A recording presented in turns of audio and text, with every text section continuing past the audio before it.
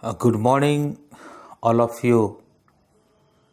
This is Mr. Pijatitis from Salem classes, and today we are going to discuss about a chapter Traced with Destiny, and this is written by Jawaharlal Nehru. So, this video lecture will be from for BA, BSc, BCom, BA, BEd, and General English, especially in Rajasthan University. So, before beginning of this lesson, I would like to tell you the life background of Jawaharlal Nehru, because this chapter is telling the especially the speech that was delivered by Jawaharlal Nehru the time of the day of independence. So 14 to 15 August 1947, and it was delivered in a midnight hour. So that speech I am going to tell you, and so that is why it is necessary to know about Jawaharlal Nehru. So you might have studied the past history of Jawaharlal Nehru, but I will give you a brief introduction about his life background. Jawaharlal Nehru, he was born in 1889 in Allahabad. He was educated in Hero and Cambridge University. After completing his education, so he came to India, and he participated in political, and he was become a great young leader. So in this way, he was so much affected with Mahatma Gandhi, and also he became the first Prime Minister of India 1947, uh, and his work up to 1964. So in this time, it was almost 70 years he ruled this country of India, and during this time, he shows his example, and he shows his humanity, and he shows his truthfulness, and also not only he become a politician, at the same time he become a writer also, and he wrote some books. At the same time, he was a great preacher also, and especially he wrote that about his life background also, and like the he wrote glimpses of world history, and discover of India, a father to his daughter, like this type of book he has written. And today what we are going to look, that is traced with destiny, and about 14 August 1947, that was a speech delivered by Jawaharlal Nehru. तो दोस्तों, आज हम जवाहरलाल नेहरू के speech के बारे में, ए tryst with destiny, उसे हम अध्ययन करने जा रहे हैं। तो यहाँ पे इस अध्याय को और पढ़ के समझाने से पहले मैं आपको उनका जीवन चरित्र के बारे में बताना चाहता हूँ। लेखक का परिचय इस प्रकार होता है कि वो, और विशेष रूप से जैसे पंडित जवाहरलाल नेहरू का जन्म 1889 में इलाहाबाद में होता है, और उनकी शिक्षा हीरो तथा कैम्ब्रिज विश्वविद्यालय में हुई। शिक्षा प्राप्त करने के बाद मैं तुरंत ही उनको भारतीय राजनीति के भंवर में खींच लिया गया और वो देश के युवा वर्ग के एक नेता के रूप में उभर कर आए। इस अवधि में वो महात्मा गांधी के व्यक्तित्व एवं कृतित्व से बहुत अधिक प्रभावित हुए। सन 1947 में वो भारत के प्रथम प्रधानमंत्री बने और सन 1964 में अपने मृत्यु तक लगभग 17 वर्षों तक इस सम्मानित पद पर कार्य करते रहे।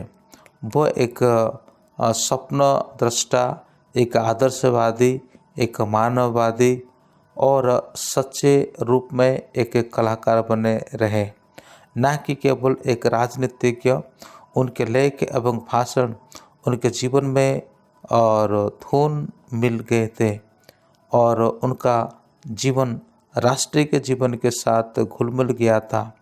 उसका शानदार उत्कृष्ट काव्यात्मक गद्य पुत्री के नाम पिता के पुत्र, letter from a father to his daughter में उसकी आत्मकथा द डिस्कवरी ऑफ इंडिया में, ग्लिम्पस ऑफ हिस्ट्री में और बिना किसी पूर्व तैयारी दिए हुए भाषण में परिलिखित होता है। तो जैसे कि आज जो लेसन हम पढ़ने वाले हैं और ये 14 अगस्त 1947 को भारत के स्वतंत्रता से पूर्व और संध्या पर प्रसारित कर दिया गया था और इस भाषण के अतीत को याद किया और भावी निर्माण के रास्ते सुझाए। उन्होंने राष्ट्र के लोगों से न केवल भारत की सेवा करने को कहा वरन समर्पण भाव से मानवता की सेवा करने का भी आग्रह किया। So let us read the lesson fully. So here you may see that with the clock ticking the midnight hour on 15 August 1947, India was to act to freedom. The Constituent Assembly, to whom power was to be transferred, being its sitting at 11 p.m. with SMT Sucheta Kripani singing Veda Mantram. It was a historic and memorable occasion in the life of the Constituent Assembly. तो ये constituent assembly के लिए ये एक memorable occasion रहा और ये उस समय की बात है 14 से 15 अगस्त 1947 के समय, जब इंडिया मतलब भारत मतलब उस समय आज़ादी की ओर उठ खड़ा हो रहा था। तो कॉन्स्टिट्यूशन असेंबली में और सभी लोग एकत्र हुए थे। लगभग 11 बजे रात को श्रीमती सुचित्रा कृपाली वंदे मातरम का जो सिंगिंग वहाँ पे करती है और ये एक हिस्ट्रिकल मेमोरेबल ओकेशन हो जाता है। After an address by President Jawaharlal Nehru made his now famous Trust with Destiny speech, he called upon the member to take a solemn pledge to serve India and her people. तो president के address के बाद जवाहरलाल नेहरू वो अपने भाषण यहाँ पर देते हैं और इस भाषण के दरमियान वो लोगों को देश की सेवा करने के लिए, मानवता की सेवा करने के लिए आग्रह करते हैं।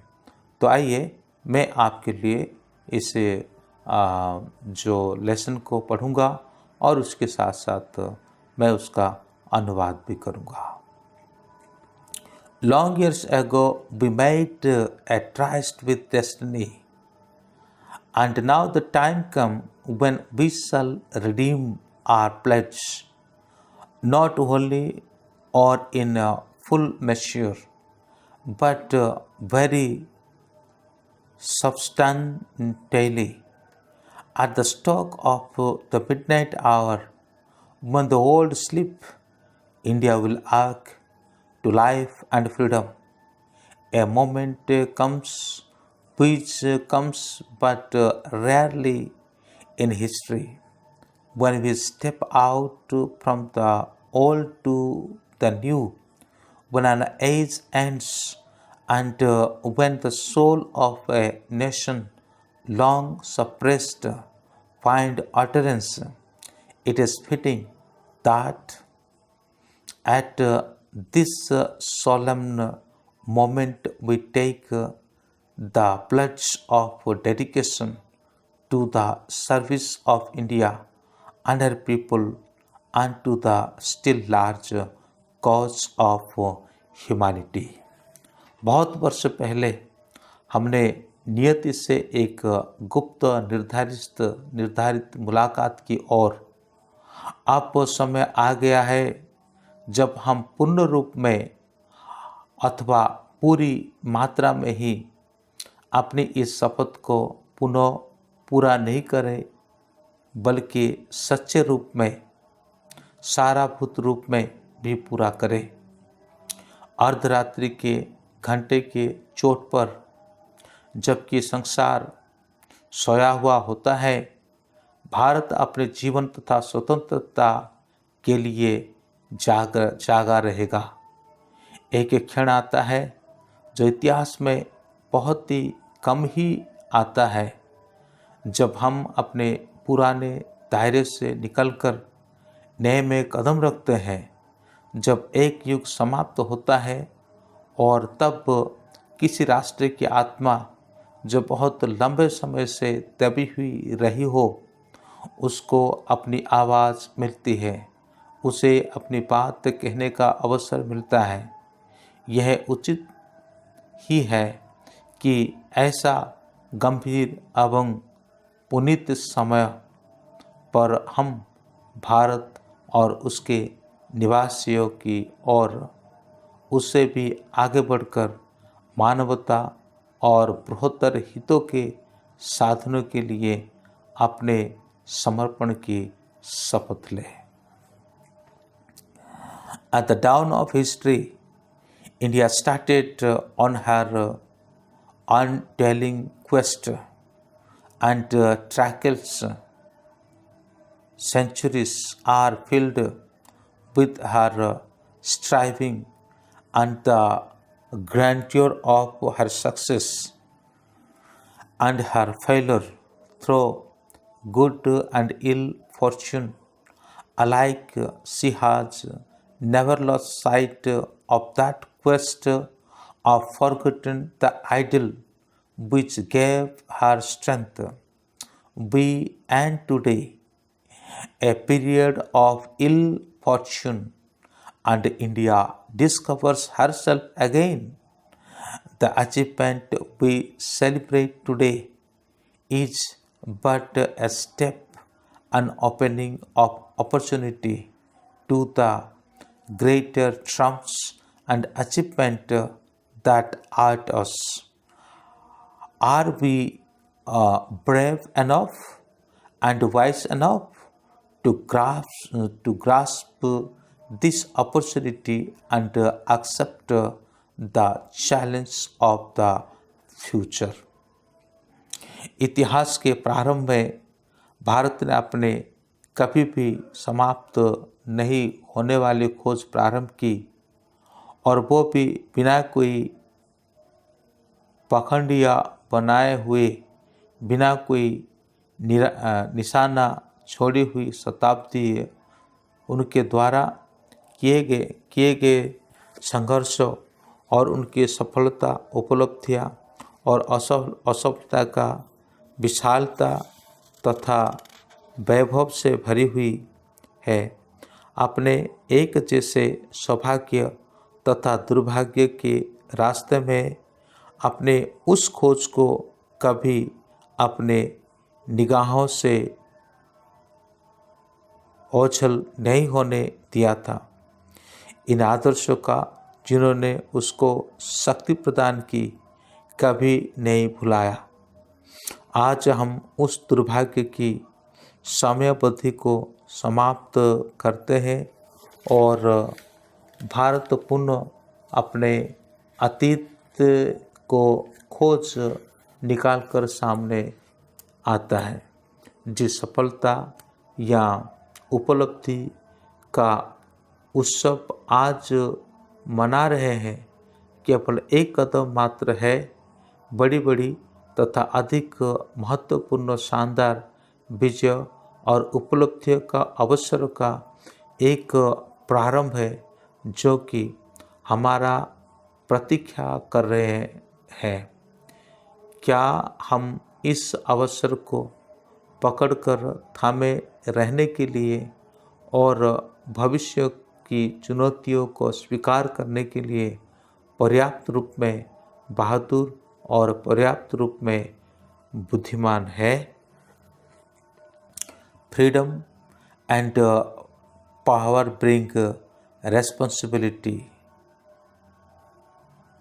Freedom and power brings responsibility. So स्वतंत्रता और शक्ति ये हमें एक उत्तरदायित्व की ओर खींच करके लाता है। The responsibility rests upon the assembly as sovereign body representing the sovereign people of India. Before the birth of freedom, we have endured all the pain of labor, and our hearts are heavy with the memory of the sorrow. Some of those pain continue even now. Nevertheless, the past is over, and it is the further that beckons to us now. That future is not one of ease or resting, but of incessant striving, so that we might fulfill the pledge we have so often taken, and the one we shall take today. The service of India means the service of millions who suffer. It means the ending of poverty and ignorance and disease and inequality of opportunity. The ambition of the greatest man of our generation has been to weep suffering so long our work will not be over. स्वतंत्रता और शक्ति जिम्मेदारियाँ लाती है। जिम्मेदारी उत्तरदायित्व इस सभा पर आधारित है। इस सभा भारत के प्रमुख सपन लोगों को प्रभावित प्रतिनिधित्व करने वाली एक सर्व सत्ताधारी प्रभुत्व संपन्न संस्था है। स्वतंत्रता के आगमन से पहले हमने सभी प्रकार के कष्टों को सहन किया और हमारा हृदय इस प्रकार दुख की याद में भयचील है। इनमें से कुछ कष्ट तथा दर्द तो अभी तक चल रहे हैं, पीड़ित कर रहे हैं, फिर भी अतीत तो समाप्त हो गया और अब वो तो भविष्य ही है जो हमको बुला रहा है। And so we have to labor and to work hard to give reality to our dreams. तो इसलिए हमें क्या करना है? कड़ी मेहनत करना है, बहुत मेहनत करना है, ताकि उसी मेहनत के द्वारा हम हमारा सपनों को साकार कर सके। हम हमारा सपनों को एक रियलिटी के राह पर लेके आ सके। Those dreams are for India, but they are also for world. जो सपना हम भारत के लिए देखें और वो सपना पूरे संसार के लिए भी है। For all the nation and people are too closely knit together today for any one of them to imagine that it can live apart। तो यहाँ पे ये कहा जाता है, ये भविष्य कोई आराम या चैन के लिए नहीं है, ठीक है। ये भविष्य जो है, peace has been set to be invisible, so is freedom, so prosperity now, and so also is disaster. This is one world that can no longer be split or into isolated fragment. To the people of India, whose representative we are, we appeal to join us with faith and confidence in the great adventure. This is no time for petty and destructive criticism, no time for ill will or blaming other. We have to build the noble mansion of freedom, India, where all her children may dwell.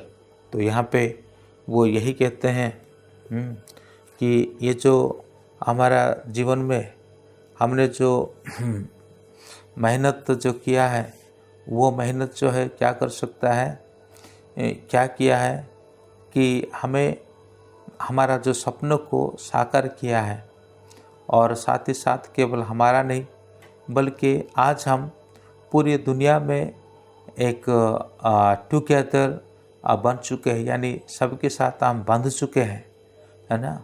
और अभी ये किसी भी तरह से और अलग नहीं हो सकता। फिर उसके बाद वो कहते हैं,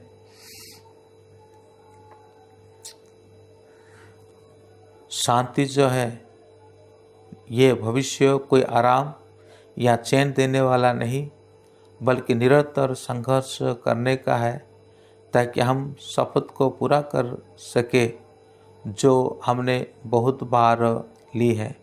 और एक शपथ जो आज हम लेंगे, भारत को सेवा करने का अर्थ है उस करोड़ लोगों का सेवा करना जो पीड़ित है, जिसका अर्थ होता है गरीब और अज्ञान और गरीबी और बीमारी और अवसरों का अपमान को समाप्त करना। हमारे पीढ़ी के महानतम व्यक्ति की महत्वाकांक्षा हर व्यक्ति की आंख से प्रत्येक आंसू पोंछ देना रही है। वो हमारे सामर्थ्य से परे बाहर की बात हो सकता है, लेकिन जब तक आंसू तथा पीड़ा विद्यमान है तब तक हमारा कार्य पूरा नहीं होगा, समाप्त नहीं होगा।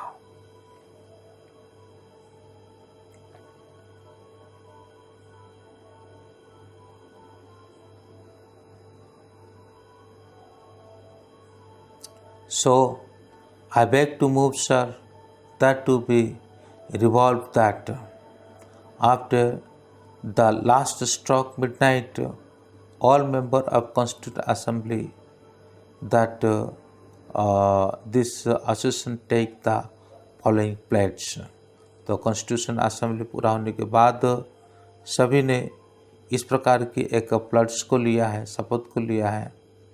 At this solemn moment, or when the people of India, through suffering and sacrifice, have secured freedom, I, a member of a Constituent Assembly of India, do dedicate myself in all humility to the service of India and her people, to the end that this ancient land attain her rightful place in the world, and to make her full and willing contribution to the promotion of world peace and the welfare of mankind। तो यहाँ पे जितने constitution assembly में थे उन्होंने इस प्रकार एक शपथ लिया। एक शपथ लेने का मोमेंट में तो ऐसा कहा गया, शपथ लेने का मोमेंट में ऐसा कहा गया, जबकि भारत के लोग सफरिंग होते रहेंगे और जिन्होंने सैक्रिफाइस किया है और जिनके द्वारा आज़ादी मिली है। और मैं एक कॉन्स्टिट्यूएंट असेंबली का, इंडिया का कॉन्स्टिट्यूशन असेंबली का एक मेंबर हूँ। आज मैं अपने आप को इस प्रकार से डेडिकेटेड करता हूँ कि मैं अपने आप को इस प्रकार नम्र करता हूँ कि मैं इस इंडिया के लोगों का सही देखभाल करूँगा और जो प्राचीन काल की जो अवस्था भारत की था उसको फिर से वापस लाने के प्रयास करूँगा। So then the members who are not present in the occasion do take the pledge with such verbal change as the president may prescribe at the time my next attendance assembly। तो इसी के साथ हमारा ये lesson यहीं पे पूरा होता है और मैं थोड़ा और भी कुछ हिंदी में उसका अनुवाद है, मैं आप लोग को कुछ को पढ़ के भी सुना देता हूँ आखिरी के कुछ। और इसीलिए हमको कड़ा परिश्रम करना, काम करना है और उसमें सपनों को वास्तविकता का रूप प्रदान करना है। यह स्वतंत्र भारत के लिए और विश्व के लिए भी है, क्योंकि सभी राष्ट्र और सभी देश लोगों के आज इतनी घनिष्ठता के साथ जुड़े हुए हैं, उनमें से कोई भी ये कल्पना नहीं कर सकता कि वो अलग अलग रह सकता है। शांति के बारे में कहा जाता है कि उसको विभाजन अर्थात टुकड़े या हिस्से नहीं किया जा सकते। ऐसे ही बात स्वतंत्रता के बारे में ही ऐसा भी और बात अब समृद्धि के बारे में है और ऐसा ही इस एक स्वरूप संसार में आपदा विपदा के बारे में भी, जिनको अब लोगों के समय में अलग अलग टुकड़े नहीं बांटा जा सकता। भारत के वासियों से जिससे हम प्रतिनिधि हैं, हम ये विनती करते हैं कि इस महान साहसिक बहादुरी के साथ रोमांचकारी काम में भरोसे और आत्मविश्वास से वे हमारे साथ मिल जाए। साधारण छोटी छोटी और विनाशात्मक आलोचनाएं करने का ये समय नहीं, दोष भावना रखने का और दूसरे पर दोषारोप करने का समय ये नहीं। और हमको स्वतंत्र भारत के एक भव्य तथा महान भवन के निर्माण करना है, सभी बच्चे विनाश कर सके। तो यही था उनका संपूर्ण और भाषण। तो मैं उम्मीद करता हूँ कि निश्चित रूप से आप लोगों को मैंने कोशिश किया। एक्चुअली मेरा हिंदी जो है बहुत ही ख़राब है, मैं इतना अच्छा हिंदी नहीं बोल सकता हूँ, फिर भी मैंने कुछ मेरी तरफ से और कुछ एक मेरे पास एक अनुवादित मतलब बुक था, उसके हेल्प से मैंने कोशिश करी आप लोगों को हिंदी से उसको ट्रांसलेशन करके समझाने के लिए। फिर भी अगर कोई प्रॉब्लम आपके सामने आता है तो कृपया करके मुझे कमेंट करके आप लोग बता सकते हैं। थैंक यू, मैं गॉड ब्लेस यू। अभी तक अगर इस चैनल को कोई सब्सक्राइब नहीं किया है तो कृपया करके कर लेना।